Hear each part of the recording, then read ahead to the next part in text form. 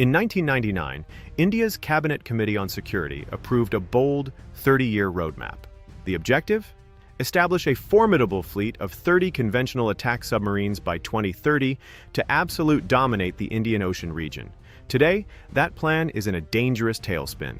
Welcome to the silent crisis of the Indian Navy's submarine arm.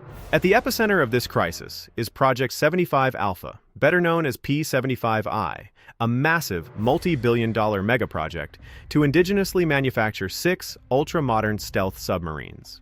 But decades after its conception, not a single steel plate has been cut.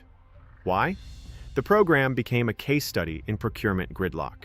Unrealistic technical requirements, once described by officials as specifications drawn from Marvel comic books, combined with rigid liability clauses and technology transfer demands, drove global aerospace giants to flee. France, Russia, and Sweden pulled out, leaving the project floundering in deep, bureaucratic waters. While procurement stalls, the current fleet is running on borrowed time.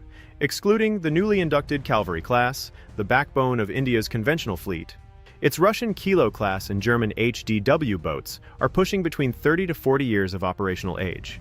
Sustaining them has become an exercise in institutional life support, relying on constant, expensive refits to keep them operational.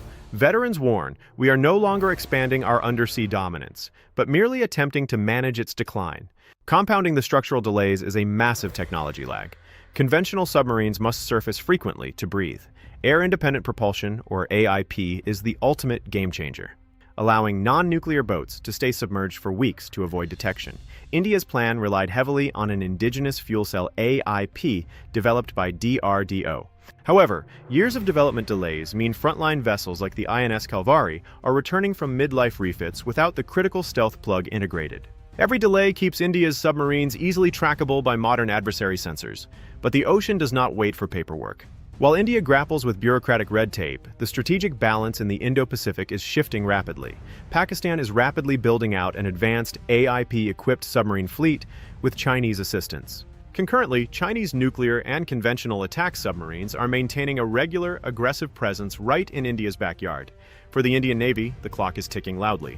Reviving P-75I and fast-tracking indigenous undersea tech is no longer just a modernization plan. It is a critical, absolute necessity to defend the sovereign waters of the nation. The silent depths are getting crowded, and there is no more time to lose.